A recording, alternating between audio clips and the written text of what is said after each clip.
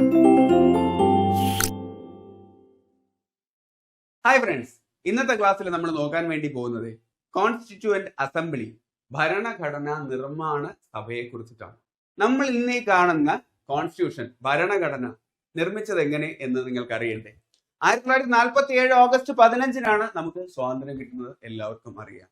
എന്നാൽ അതിനും കുറച്ചു കാലം മുന്നേ തന്നെ നമുക്കൊരു ഭരണഘടന വേണം എന്ന ലക്ഷ്യത്തോടു കൂടി ഒരു ഭരണഘടനാ നിർമ്മാണ സഭയെ നമ്മൾ രൂപീകരിച്ചിട്ടുണ്ടായിരുന്നു.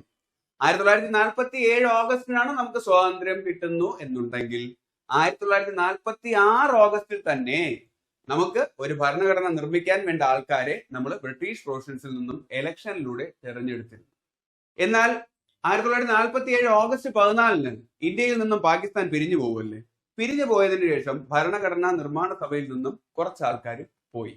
അതിനുശേഷം നമുക്ക് സ്വാതന്ത്ര്യം കിട്ടിയതിനു ശേഷം ഭരണഘടനാ നിർമ്മാണ സഭ ഭരണഘടനാ നിയമ നിർമ്മാണ സഭയായിട്ട് മാറുകയും അവരുടെ അഹോരാത്ര പരിശ്രമത്തിന്റെ ഫലമായിട്ട് 1949 നവംബർ 26 ലെജൻഡറി ആയിട്ടുള്ള BR അംബേദ്കർ നമുക്ക് കോൺസ്റ്റിറ്റ്യൂഷൻ ഭരണഘടന സമർപ്പിച്ചു. അത് 1950 ജനുവരി 26 നിലവിൽ വന്നതെന്നും ഓർത്തോളൂ. അപ്പൊ ഇന്നത്തെ ക്ലാസ്സിൽ നമ്മൾ നോക്കാൻ വേണ്ടി പോകുന്നത് അതിന്റെ ചരിത്രമാണ്. നമുക്ക് ഭരണഘടന എന്ന ആശയം ആദ്യമായിട്ട് മുന്നോട്ട് വയ്ക്കുന്നത് കുറച്ചധികം കാലം മുന്നെയാണ്. ഞാൻ ഇന്നീ പറയുന്നതൊക്കെ ഒരു കഥ പോലെ കേട്ടിരിക്കൂ, നിങ്ങൾക്ക് ഉറപ്പായും കണക്ട് ആവും. അപ്പോ കഥ തുടങ്ങുന്നത് 1922 എന്നോർത്തോളൂ. അപ്പോൾ ഇന്നത്തെ ക്ലാസ് കഥയിലൂടെയും കോഡിലൂടെയൊക്കെ നമുക്ക് നല്ല രീതിയിൽ കണക്ട് ചെയ്ത് പഠിക്കാം. നിങ്ങൾ ക്ലാസ് മുഴുവൻ കണ്ടു കഴിയുമ്പോഴത്തേക്കും ഈ ഭാഗത്ത് നിന്നും നിങ്ങൾക്ക് ആവശ്യത്തിലധികമുള്ള ബേസ് കിട്ടിയിരിക്കും, ഉറപ്പാണ്. അപ്പോ നമ്മൾക്ക് കഥയിലേക്ക് കടക്കുന്നതിന് മുന്നേ ഞങ്ങൾ ചെയ്യുന്ന ക്ലാസ്സുകൾ നിങ്ങൾക്ക് ഇഷ്ടമായാൽ ലൈക്ക് ചെയ്യാനും ഷെയർ ചെയ്യാനും സബ്സ്ക്രൈബ് ചെയ്യാനും മറക്കരുത്. ഞങ്ങളുടെ ക്ലാസ്സുകൾ റെഗുലറായിട്ട് നിങ്ങളിലേക്ക് എത്തുവാനായിട്ട് ബെൽ ഐക്കണിൽ ക്ലിക്ക് ചെയ്യാനും മറക്കരുത്. ഈ ക്ലാസ്സിന്റെ PDF വേണമെന്നുണ്ടെന്നുണ്ടെങ്കിൽ ഞാൻ ഡിസ്ക്രിപ്ഷനിൽ ടെലഗ്രാം ചാനലിന്റെ ലിങ്ക് കൊടുത്തിട്ടുണ്ടാവും. ടെലഗ്രാം ചാനലിൽ ജോയിൻ ചെയ്തോളൂ. ഞങ്ങളുടെ യൂട്യൂബിൽ ഇടുന്ന എല്ലാ വീഡിയോസിന്റെയും ലിങ്ക് അവിടെയും ഷെയർ ചെയ്യുന്നതായിരിക്കും. PDF നോട്ടും നിങ്ങൾ ചോദിച്ചാൽ മതി, ഞാൻ നിങ്ങൾക്ക് അയച്ചു തരാം. അപ്പോ ക്ലാസ്സിലേക്ക് കടക്കാം. അപ്പൊ കഥ ആരംഭിക്കുന്നത് 1922 എന്ന് ഞാൻ പറഞ്ഞു. ഇന്ത്യക്ക് ഒരു ഭരണഘടന വേണം എന്ന ആശയവുമായി ആദ്യമായിട്ട് മുമ്പോട്ട് വന്നത് ഒരു പാർട്ടിയാണ്. അതാണ് സ്വരാജ് പാർട്ടി. 1922 സ്വരാജ് പാർട്ടി ഇന്ത്യക്ക് ഒരു ഭരണഘടന വേണം എന്ന ആശയവുമായിട്ട് മുമ്പോട്ട് വന്നത്. സ്വരാജ് പാർട്ടിയുടെ സ്ഥാപകൻ ആര് എന്ന് ചോദിച്ചു കഴിഞ്ഞാൽ അത് ജവഹർലാൽ നെഹ്റുവിന്റെ അച്ഛനായിട്ടുള്ള മോത്തിലാൽ നെഹ്റുവും CR ദാസുമാണ്. 1922 സ്വരാജ് പാർട്ടി ഞങ്ങൾക്ക് ഒരു ഭരണഘടന വേണം എന്ന ആശയം മുന്നോട്ട് വെച്ചതെന്ന് ഞാൻ പറഞ്ഞായിരുന്നു. 1922 മറ്റൊരു പ്രത്യേകത എന്താണ്? 1922 ചൗരി ചൗര സംഭവം നടക്കുന്നത് ഉത്തർപ്രദേശിൽ. അവിടുത്തെ ചൗരി ചൗരയിലെ പോലീസ് സ്റ്റേഷൻ തീയിടുകയും 22 പോലീസുകാർ മരിക്കുകയും ചെയ്തു. ഇതിനുശേഷമാണ് മഹാത്മാഗാന്ധി നിസ്സഹകരണ പ്രസ്ഥാനം നിർത്തിവെക്കുന്നത്. അതിലോട്ടൊന്നും ഞാൻ കടക്കുന്നില്ല. അപ്പൊ ഇങ്ങനെ ഓർത്തോളൂ, 1922 ചൗരി ചൗര. ചൗരി ചൗരയില് ഉത്തരത്തിലുള്ള പോലീസ് സ്റ്റേഷൻ തീയിട്ടു, 22 പേർ 1922 മരിച്ചു എന്നോർത്തോളൂ. അപ്പൊ ആ വർഷമാണ് നമുക്ക് ഒരു ഭരണഘടന വേണമെന്ന് സ്വന്തം രാജ്യത്തിന്റെ പേരിലുള്ള പാർട്ടിയായ സ്വരാജ് പാർട്ടിയും ആവശ്യപ്പെട്ടത്. എന്നാൽ നമുക്കൊരു ഭരണഘടന വേണം എന്ന് ആദ്യമായി ആവശ്യം ഉന്നയിച്ച വ്യക്തി ആര് എന്ന് ചോദിച്ചു കഴിഞ്ഞാൽ അദ്ദേഹം MN റോയ് ആണ്. MN റോയ്. അദ്ദേഹത്തിന് ഇന്ത്യയുടെ ഒഫീഷ്യൽ നാമവുമായിട്ട് ബന്ധമുണ്ട് എന്ന് ഓർത്തോളൂ. 1950 ജനുവരി 26 നമ്മൾ റിപ്പബ്ലിക് ആയതിനു ശേഷം ഇന്ത്യയുടെ official name republic of India. ഞാൻ ചുരുക്കി റോയ് എന്നാണ് ഓർത്തിരിക്കുന്നത്. Republic of India Roy. അതുപോലത്തെ പേരല്ലേ അദ്ദേഹത്തിന്, MN Roy. MN republic of India അല്ല, MN റോയ്. ഓക്കെ, അപ്പൊ അദ്ദേഹമാണ് ആദ്യമായിട്ട് പറഞ്ഞത് നമുക്കൊരു ഭരണഘടന വേണം. ഇന്ത്യൻ ഒഫീഷ്യൽ നെയിമുമായിട്ട് സാദൃശ്യമുള്ള മനുഷ്യൻ തന്നെ പറഞ്ഞു നമുക്കൊരു ഭരണഘടന വേണം. 1934 എന്നാൽ ഇതിനുശേഷം കോൺഗ്രസ് കേട്ടോണ്ട് ചുമ്മാതിരിക്കുവോ? ഇതിനുശേഷം അടുത്ത തുടർച്ചയായിട്ടുള്ള 3 വർഷവും കോൺഗ്രസ് ഈ ആശയം മുന്നോട്ട് വച്ചു എന്ന് ഓർത്തോളൂ. 1935 കോൺഗ്രസ് നമുക്ക് ഇന്ത്യക്ക് ഒരു ഭരണഘടന വേണം എന്ന ആശയം ആദ്യമായിട്ട് കോൺഗ്രസിന്റെ ചർച്ചയിൽ അവതരിപ്പിച്ചത്. 1935 അധ്യക്ഷൻ ആര് എന്ന് ചോദിച്ചു കഴിഞ്ഞാൽ നമ്മുടെ രാജ്യത്തിന്റെ ആദ്യത്തെ പ്രസിഡന്റ് ആയിട്ടുള്ള ഡോക്ടർ രാജേന്ദ്ര പ്രസാദ് ആണ്. തൊട്ടടുത്തടുത്ത 2 വർഷങ്ങളിലും ഈ ആശയവുമായിട്ട് സ്ട്രോങ് ആയിട്ട് കോൺഗ്രസ് മുമ്പോട്ട് പോയി. 1935 ആദ്യമായിട്ട് അവതരിപ്പിച്ചു. 1936-37 കോൺഗ്രസ് ഈ ആശയം ശക്തമായിട്ട് ഉന്നയിക്കുക തന്നെ ചെയ്തു. 1935 ഡോക്ടർ രാജേന്ദ്ര പ്രസാദ് ആണ് INC സമ്മേളനത്തിന്റെ പ്രസിഡന്റ് എങ്കിൽ തൊട്ടടുത്ത 2 വർഷവും നമ്മുടെ ആദ്യത്തെ പ്രധാനമന്ത്രിയായ ജവഹർലാൽ നെഹ്റു ആണ് അധ്യക്ഷ പദവി വഹിച്ചത് എന്നും ഓർത്തോളൂ. അപ്പോൾ 1935, 36, 37 INC സമ്മേളനം വളരെ ഇമ്പോർട്ടന്റ് ആണ്, ഓർത്തു വെച്ചോളൂ. 1935 ഇന്ത്യയുടെ ആദ്യത്തെ പ്രസിഡന്റ് ആയിട്ടുള്ള ഡോക്ടർ രാജേന്ദ്ര പ്രസാദ് ആയിരുന്നു. വെന്യൂ ചോദിക്കും മുംബൈയില്. എങ്കിൽ 1936, 37 ജവഹർലാൽ നെഹ്റു ആണ്. 1936 സമ്മിറ്റ് നടന്ന എവിടെയെന്ന് ചോദിച്ചു കഴിഞ്ഞാൽ അത് ലക്നൗ ആണ്. 1937 ഗ്രാമങ്ങളിൽ വെച്ച് നടക്കുന്ന ആദ്യത്തെ സമ്മിറ്റ് ആയിട്ടുള്ള ഫൈസ്പൂരിൽ വെച്ചിട്ടാണ് നടക്കുന്നത് INC സമ്മിറ്റ്. കോഡിന് വേണ്ടി ഇങ്ങനെ ഓർത്തോളൂ. 1935 പ്രസിഡന്റ് വന്നപ്പോൾ പ്രസിഡന്റിനോട് ഭരണഘടനയെ കുറിച്ച് ചോദിച്ചപ്പോൾ പ്രസിഡന്റ് ബൈ പറഞ്ഞിട്ട് പോയി എന്ന് ഓർത്തോളൂ. എങ്കിൽ 36, 37 ഇന്ത്യയിലെ ആദ്യത്തെ പ്രധാനമന്ത്രി വരുന്നുണ്ട്, ജവഹർലാൽ നെഹ്റു. അദ്ദേഹം ലവോടുകൂടി ഗ്രാമത്തിലെ ഫൈസ്പൂരില് ഫൈസലിന്റെ വീട്ടിൽ വെച്ചിട്ട് നമുക്ക് തീരുമാനമെടുക്കാം എന്ന് പറഞ്ഞു എന്നോർത്തോളൂ. 36 ലവ് ലക്നൗ, 37 ഗ്രാമങ്ങളിലെ ഫൈസലിന്റെ വീട് ഫൈസ്പൂര്. ഗ്രാമങ്ങളിലെ ഫൈസലിന്റെ വീട് ഫൈസ്പൂര്. ഓർക്കാനായിട്ട് എളുപ്പമല്ലേ? അപ്പൊ 1934 ആദ്യമായിട്ട് ഈ ആശയം മുന്നോട്ട് വെച്ച വ്യക്തി ആര് എന്ന് ചോദിച്ചു കഴിഞ്ഞാൽ MN റോയ് ആണ്. ഇന്ത്യൻ കമ്മ്യൂണിസ്റ്റ് പ്രസ്ഥാനത്തിന്റെ പിതാവ് ആര് എന്ന് ചോദിച്ചു കഴിഞ്ഞാൽ MN റോയ് ആണ്. പീപ്പിൾസ് പ്ലാൻ എന്ന ആശയം കൊണ്ടുവന്നതും MN റോയ് ആണ്. മെക്സിക്കൻ കമ്മ്യൂണിസ്റ്റ് പാർട്ടിയുടെ സ്ഥാപകൻ ആര് എന്ന് ചോദിച്ചു കഴിഞ്ഞാൽ അതും MN റോയ് ആണ്. അപ്പൊ ആളത്തി കിടലമാണ് എന്നും ഓർത്തോളൂ. എന്നാൽ ഇതെല്ലാം കേട്ടിട്ട് ബ്രിട്ടീഷുകാർ നമുക്ക് എന്തെങ്കിലും ഓഫർ തന്നോ എന്ന് ചോദിച്ചു കഴിഞ്ഞാൽ തന്നു. അത് രണ്ടാം ലോക മഹായുദ്ധം നടക്കുന്ന സമയത്താണ്. അറിയാം, രണ്ടാം ലോക മഹായുദ്ധം നടക്കുന്നത് 1939 മുതൽ 1945 വരെയാണ്. കൃത്യം രണ്ടാം ലോക മഹായുദ്ധം തുടങ്ങി 1 വർഷം കഴിഞ്ഞപ്പോഴത്തേക്കും 1940 ആദ്യത്തെ ഓഫറിന്റെ ലിങ്ക് നമുക്ക് ഇട്ടു തരുന്നത്. അത് അന്നത്തെ വൈസ്രോയി ആയിട്ടുള്ള ലിങ്ലിത്തോ പ്രഭു. ആ ഓഫറിന്റെ ലിങ്ക് ലിങ്ലിത്തോ പ്രഭു ഇട്ടു തന്നു. അതാണ് ഓഗസ്റ്റ് ഓഫർ. നമുക്ക് പ്രത്യേക ഭരണഘടന, ഡൊമൈൻ പദവി, ന്യൂനപക്ഷങ്ങളുടെ അവകാശ സംരക്ഷണം, അങ്ങനെ കുറച്ച് തട്ടിക്കൂട്ട് ഓഫറുകളാണ് തന്നത്. ഇതൊന്നും നടക്കാൻ പോകില്ലെന്ന് നമുക്കറിയായിരുന്നു. അതുകൊണ്ട് INC അങ്ങ് എതിർത്തു. അത് കഴിഞ്ഞതിന് ശേഷം രണ്ടാം ലോക മഹായുദ്ധം പിന്നെയും മുമ്പോട്ട് പോയി. ഏകദേശം രണ്ടാം ലോക മഹായുദ്ധത്തിന്റെ പകുതിയായപ്പോ 1939 മുതൽ 1945 വരെയാണ് രണ്ടാം ലോക മഹായുദ്ധം. അതിന്റെ പകുതി എന്ന് പറഞ്ഞു കഴിഞ്ഞാൽ 1942 ആയപ്പോഴത്തേക്കും അവന്മാര് അടുത്ത ഓഫറുമായിട്ട് ഒരു ഫ്രോഡിനെ പറഞ്ഞയച്ചു. നല്ല ക്രിസ്പി ആയിട്ടുള്ള ഓഫറുമായിട്ടാണ് ക്രിപ്സ് മിഷൻ വന്നത്. ഇത്തവണയും നമുക്ക് ഭരണഘടന തരാമെന്ന് പറഞ്ഞു, ഡൊമൈൻ പദവി തരാമെന്ന് പറഞ്ഞു. അത് മാത്രമല്ല ഇന്ത്യൻ യൂണിയനും നാട്ടുരാജ്യങ്ങൾക്കും പരിപൂർണമായിട്ടുള്ള സ്വാതന്ത്ര്യം. നാട്ടുരാജ്യങ്ങൾക്ക് വേണമെന്നുണ്ടെങ്കിൽ ഇന്ത്യൻ യൂണിയനിൽ തന്നെ നിൽക്കാം, അല്ലെങ്കിൽ പിരിഞ്ഞു പോവാം. ആ രീതിയിൽ നാട്ടുരാജ്യങ്ങളെ കയ്യിലെടുക്കാനുള്ള പരിപാടി. അപ്പോ INCയും മുസ്ലിം ലീഗും ചേർത്ത് എതിർത്തു. നടക്കില്ല. കാരണം ഇപ്പോഴൊക്കെ യവന്മാർക്ക് ഇന്ത്യയുടെ സഹകരണം വളരെ വളരെ വളരെ ആവശ്യമായിരുന്നു. രണ്ടാം ലോക മഹായുദ്ധത്തിൽ ജപ്പാന്റെ കയ്യിൽ നിന്നൊക്കെ നല്ല രീതിയിലുള്ള തല്ല് മേടിച്ചിട്ടുണ്ട്.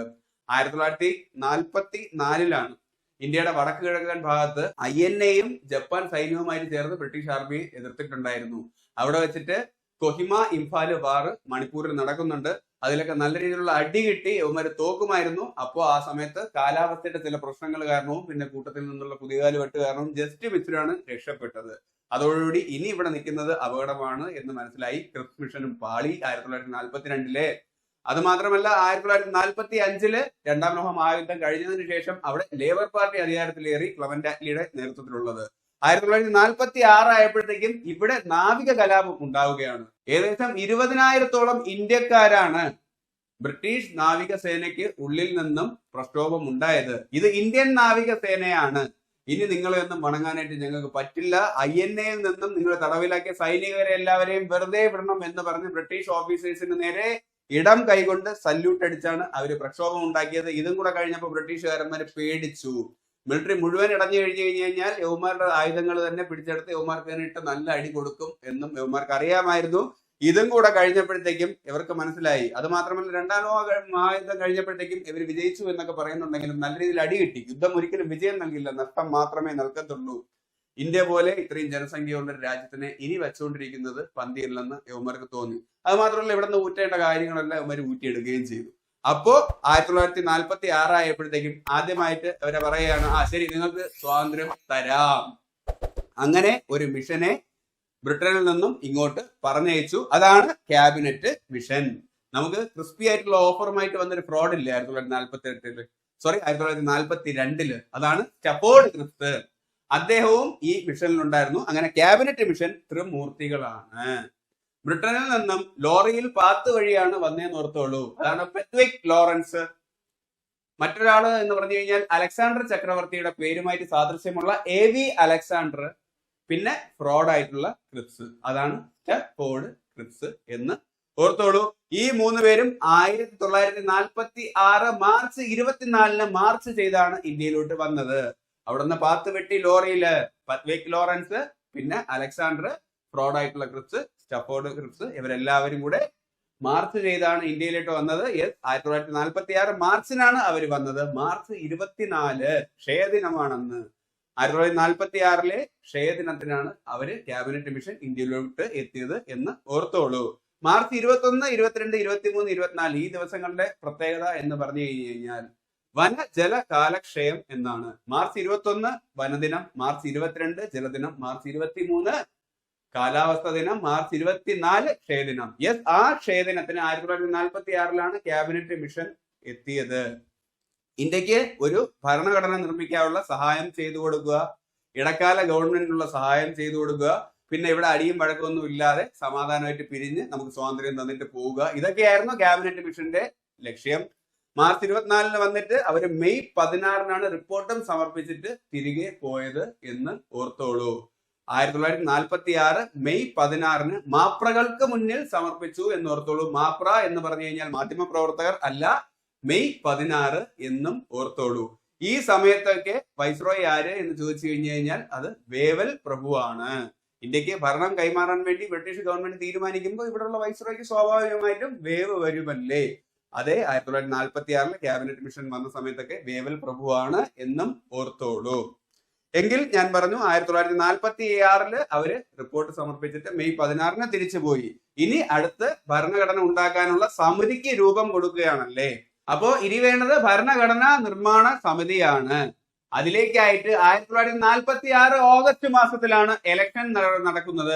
ബ്രിട്ടീഷ് പ്രവശ്യകളിൽ നിന്നും, അവിടെ നിയമസഭകൾ ഉണ്ടാവും കേട്ടോ, അവിടെ ആൾറെഡി തിരഞ്ഞെടുത്ത ഒരുപാട് പേരുണ്ടാവും. അതിൽ നിന്നും ആൾക്കാരെ തിരഞ്ഞെടുത്ത് ഭരണഘടനാ സമിതിയിലോട്ട് അയച്ചു എന്നും ഓർത്തോളൂ.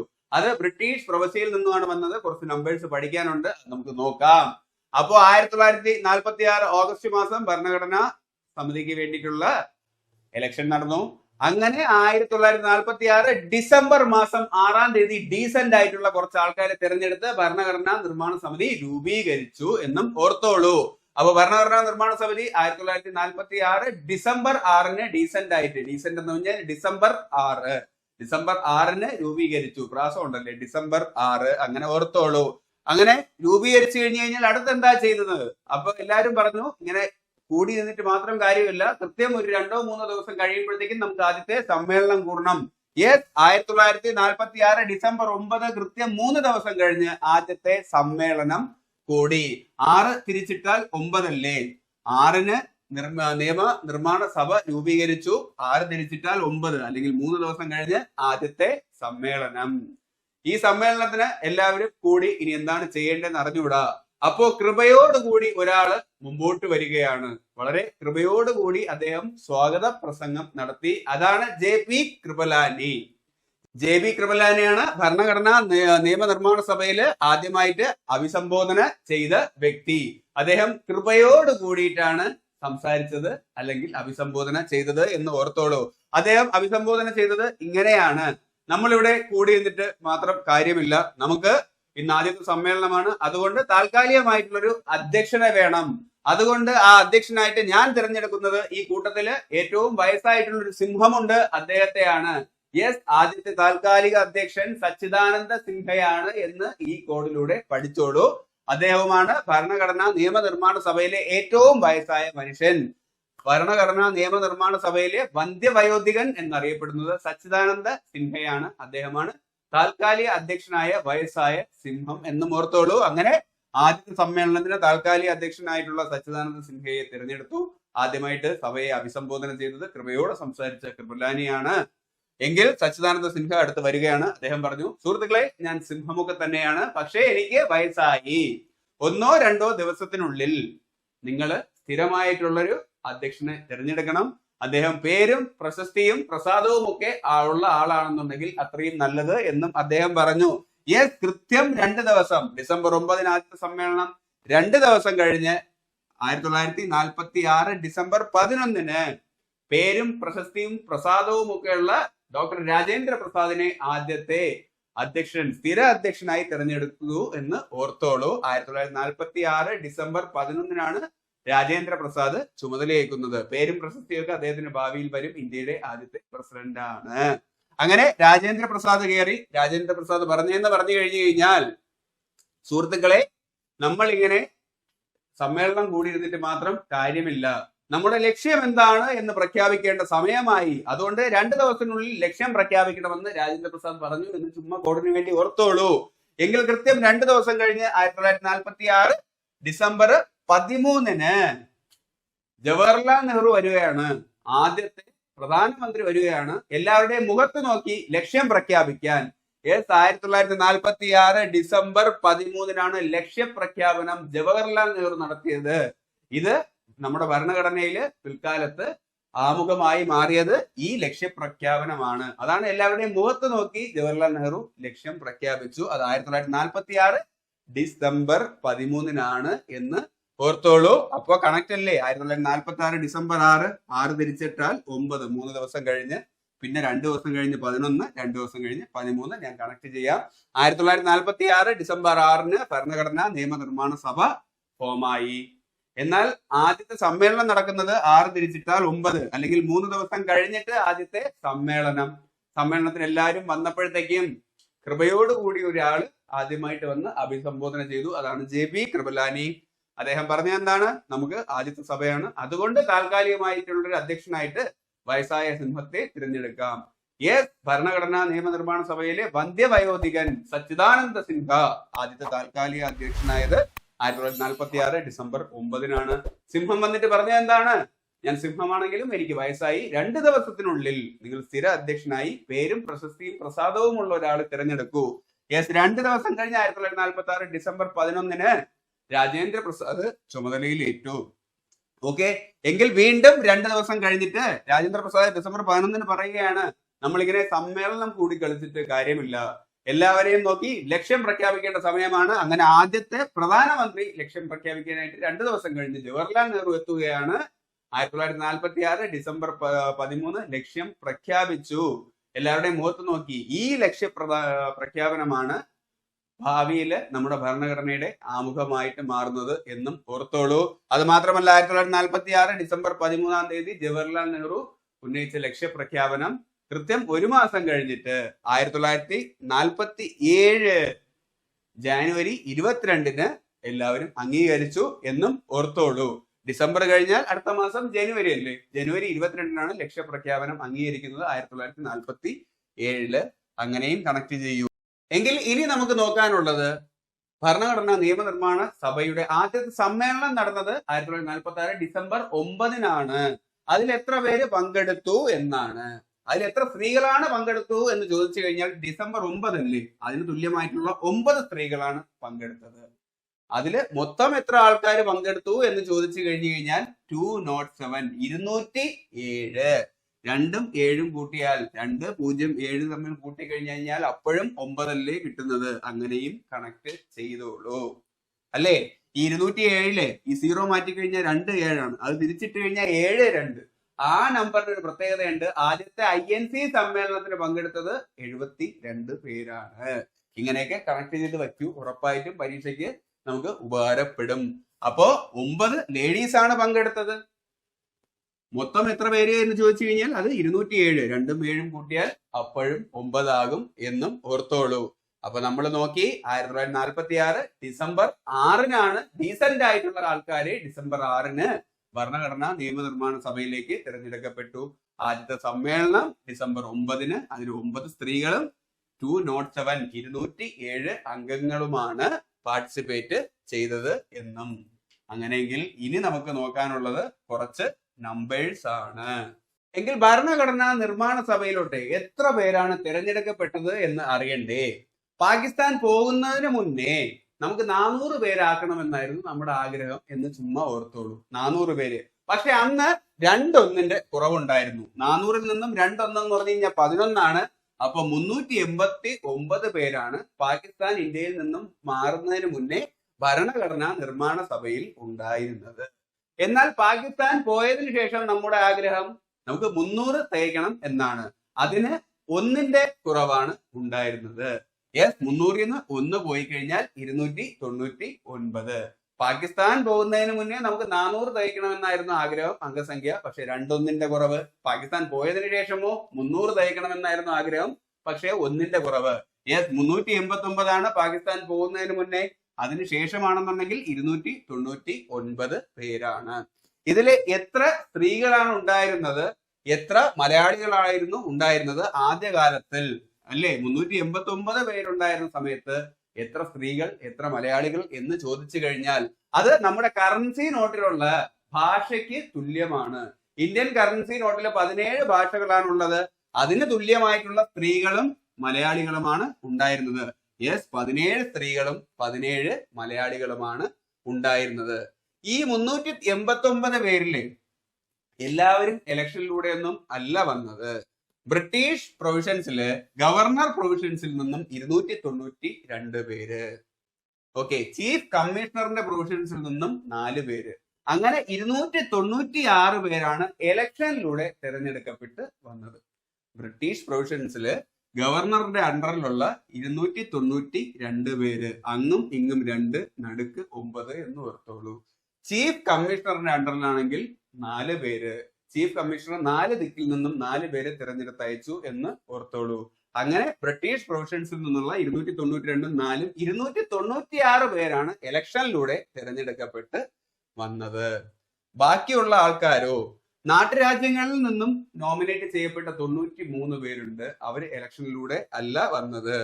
അങ്ങനെയെങ്കിൽ ഈ തിരഞ്ഞെടുക്കപ്പെട്ട 296 ആൾക്കാരില് INCക്ക് എത്ര വോട്ട് കിട്ടി, മുസ്ലിം ലീഗിന് എത്ര വോട്ട് കിട്ടി, എത്ര സ്വതന്ത്രന്മാര് ഉണ്ട് എന്ന് നമുക്ക് നോക്കാം. INC ആണെന്നുണ്ടെങ്കിൽ 208 പേരാണ് ഇതിൽ നിന്നും ഇലക്ഷനിലൂടെ വന്നത്. 208 ആണ് INC. നമ്മൾ പറഞ്ഞു ആദ്യത്തെ സമ്മേളനത്തിന് കൂടിയ ആൾക്കാര് 207 ആണ്. അതിൽ നിന്നും ജസ്റ്റ് 1 കൂടുതലാണ് INCക്ക് കിട്ടിയ വോട്ട്, 208. അങ്ങനെയും ഓർത്തോളൂ. എന്നാൽ ആദ്യത്തെ കോൺസ്റ്റിറ്റ്യൂഷൻ അസംബ്ലിയുടെ സമ്മേളനത്തില് മുസ്ലിം ലീഗ് പങ്കെടുത്തില്ല. അവര് വിട്ടുനിന്നു എന്നും ഓർത്തോളൂ. അപ്പൊ കൂടുതലും കോൺഗ്രസ്സുകാരല്ലേ ഉണ്ടായിരിക്കുന്നത്. അപ്പൊ INCയുടെ വോട്ടിനും അടുപ്പിച്ചുള്ള ആൾക്കാരായിരിക്കും അവിടെയും പങ്കെടുത്തത്. ഇവിടെ 208, അവിടെ 207. അങ്ങനെയും കണക്ട് ചെയ്തു. എങ്കിൽ മുസ്ലിം ലീഗിന് ലഭിച്ച വോട്ട് 73 ആണ് എന്നും ഓർത്തോളൂ. INCയുടെ ആദ്യത്തെ സമ്മേളനത്തിൽ പങ്കെടുത്തത് 72 പേരാണ്. അതിൽ നിന്നും 1 കൂടുതലാണ് മുസ്ലിം ലീഗിന്റെ വോട്ട്, 73. സ്വതന്ത്രന്മാര് 15 പേര് ഉണ്ട് എന്നും ഓർത്തോളൂ. എങ്കിൽ നാട്ടുരാജ്യങ്ങളിൽ നിന്നും ഇലക്ഷനിൽ അല്ലാതെ വന്നത് 93 പേരാണ്. ഓക്കെ അല്ലേ? അത് മാത്രമല്ല, ഈ 296 പേരെയും തിരഞ്ഞെടുക്കുന്നത് ആനുപാതിക പ്രാതിനിധ്യം, പ്രൊപ്പോർഷണൽ റെപ്രസെന്റേഷനിലൂടെയാണ് എന്നും ഓർത്തോളൂ. ഒന്നുമില്ല, 10 ലക്ഷം ആൾക്കാരുള്ള പ്രവിശ്യക്ക് 1 സീറ്റ്. ഇപ്പൊ 20 ലക്ഷം ആൾക്കാരാണ് ഉണ്ടെന്നുണ്ടെങ്കിൽ 2 സീറ്റ്, 30 ലക്ഷം ആണെന്നുണ്ടെങ്കിൽ 3 സീറ്റ്. ആ രീതിയിൽ സീറ്റ് വർദ്ധിക്കും. ആ രീതിയിലാണ് ഇലക്ഷന് സീറ്റ് നിർണയിച്ചിരുന്നതെന്നും ഓർത്തോളൂ. അത് മാത്രമല്ല, സംവരണം ജനറൽ, മുസ്ലിം, സിഖ് എന്ന രീതിയിലാണ് ഇവിടെ നൽകിയിരുന്നത്. അപ്പൊ ഓക്കെ അല്ലേ? കണക്ട് ചെയ്യാലോ. മൊത്തം 389 389 പേരും ഇലക്ഷനിലൂടെ മത്സരിച്ച് വന്നതല്ല. നാട്ടുരാജ്യങ്ങളിൽ നിന്നും 93 പേരാണ്. 3ന്റെ സ്ക്വയർ പിന്നെ 3, 3ന്റെ സ്ക്വയർ 3, 93. അങ്ങനെ ഓർക്കാലോ. ബാക്കിയുള്ളതാണെങ്കിലോ 296 പേരിൽ 292 പേരും വന്നിട്ട് ബ്രിട്ടീഷ് പ്രൊവിൻസിൽ തന്നെയാണ്. പക്ഷെ ഗവർണറുടെ അണ്ടറിൽ നിന്നാണ് 292 പേര് വന്നത്. എന്നാൽ ആ 4 പേരാണെന്നുണ്ടെങ്കിൽ ബ്രിട്ടീഷ് പ്രൊവിൻസിലെ ചീഫ് കമ്മീഷണറിന്റെ പ്രൊവിൻസിൽ നിന്നാണ് വരുന്നതെന്നും ഓർത്തോളൂ. ഈ 4 പേര് എവിടെ നിന്നൊക്കെയാണ് വരുന്നതെന്ന് പറഞ്ഞു കഴിഞ്ഞു കഴിഞ്ഞാൽ കർണാടകത്തിലെ കൂർഗിൽ നിന്ന്, പിന്നെ അജ്മീർ, ഡൽഹി, ഇപ്പൊ പാകിസ്ഥാനിലുള്ള ബലൂചിസ്ഥാൻ പ്രവിശ്യയിൽ നിന്നും.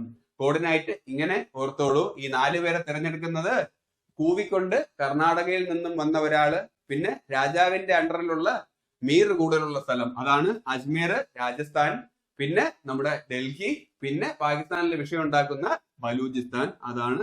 അവിടെ നിന്നാണ് ഈ 4 പേഴ്സൺസ് ചീഫ് കമ്മീഷണറുടെ അണ്ടറിൽ നിന്നും വരുന്നത് എന്നും ഓർത്തോളൂ. സെറ്റ് അല്ലേ? അപ്പൊ നമുക്ക് അടുത്തതിലേക്ക് പോവാം. അത് മാത്രമല്ല, മലയാളികൾ 17, വുമൺസ് 17. ഇന്ത്യൻ കറൻസിയിലെ നോട്ടുകളുടെ ഭാഷയുടെ തുല്യമായിട്ടുള്ള ആൾക്കാരാണ് ഇവര് എന്നും ഓർത്തോളൂ. അങ്ങനെയെങ്കിലേ ഇനി നമുക്ക് ഭരണഘടനാ നിർമ്മാണ സഭയിൽ കുറച്ച് പ്രധാനപ്പെട്ട പദവിയിൽ ഇരുന്ന ആൾക്കാരെ ആണ് പഠിക്കാനുള്ളത്. നമ്മൾ പറഞ്ഞായിരുന്നു ആദ്യത്തെ സ്ഥിര അധ്യക്ഷനായിട്ട് പേരും പ്രശസ്തിയും പ്രസാദവും ഒക്കെ ഉള്ള രാജേന്ദ്ര പ്രസാദാണ് വന്നത്. അദ്ദേഹം ആദ്യം പറഞ്ഞത് തനിക്ക് ഉപദേശം നൽകാൻ വേണ്ടിയിട്ട് സ്ട്രോങ് ആയിട്ടുള്ള ആളെ ഉപാധ്യക്ഷനായിട്ട് വേണം എന്ന്.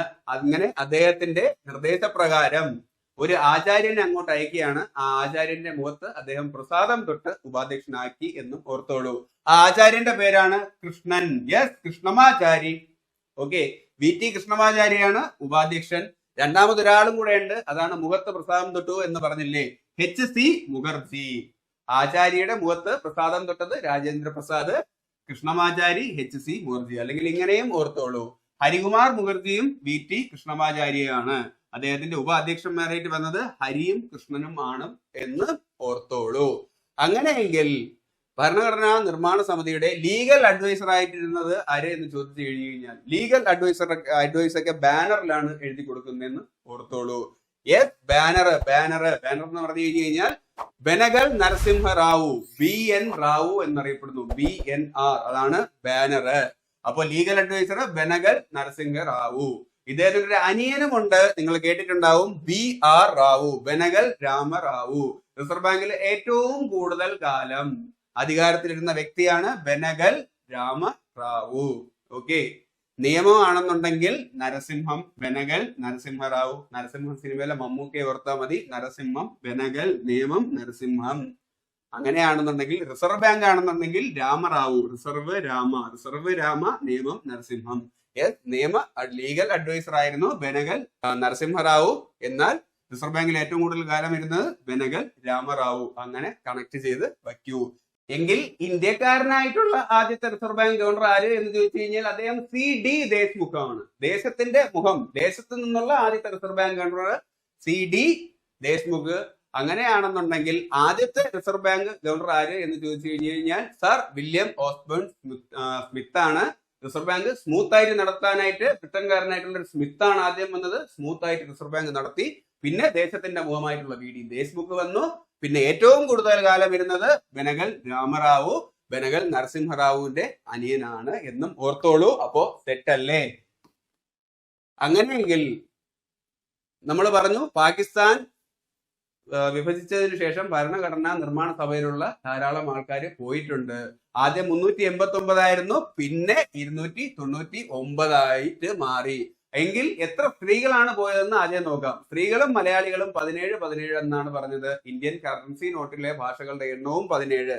എങ്കിൽ പാകിസ്ഥാൻ സെപ്പറേറ്റ് ആയതിനു ശേഷം 2 സ്ത്രീകൾ കൊഴിഞ്ഞുപോയി, സ്ത്രീകളുടെ എണ്ണം 15 മാറി എന്ന് ഓർത്തോളൂ.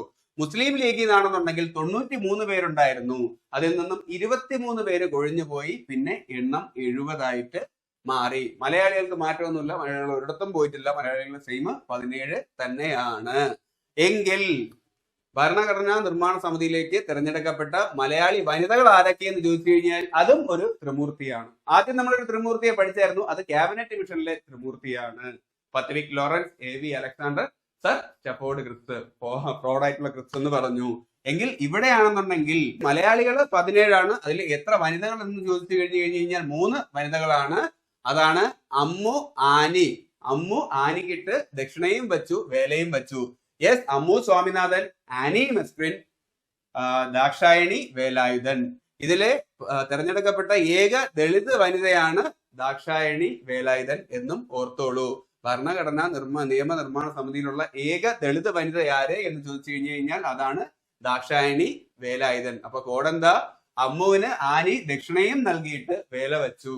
അമ്മു സ്വാമിനാഥൻ, ആനി മെസ്ക്രിന്, ദാക്ഷായണി വേലായുധൻ. ദാക്ഷായണി വേലായുധനാണ് ഏക ദളിത് വനിത എന്ന് ഓർത്തോളൂ.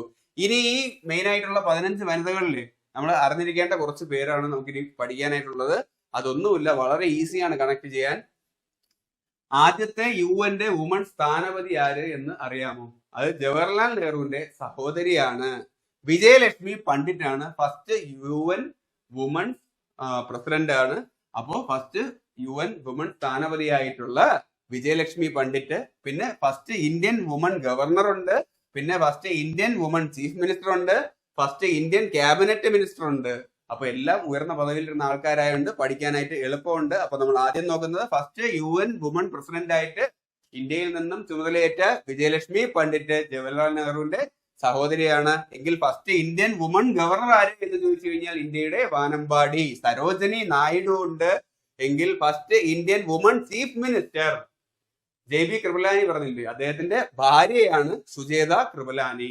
അവരും തന്റെ കൃപ കാരണം ആദ്യത്തെ ചീഫ് മിനിസ്റ്ററായി മാറി ഒരു സംസ്ഥാനത്തിന്റെ ഒരു സംസ്ഥാനത്തിന്റെ ചീഫ് മിനിസ്റ്ററായിട്ട് മാറിയ വനിതയാവണമെന്നുണ്ടെങ്കിൽ അവർക്ക് ധാരാളം കൃപയുണ്ടാവണം. അതാണ് സുജേത കൃപലാനി.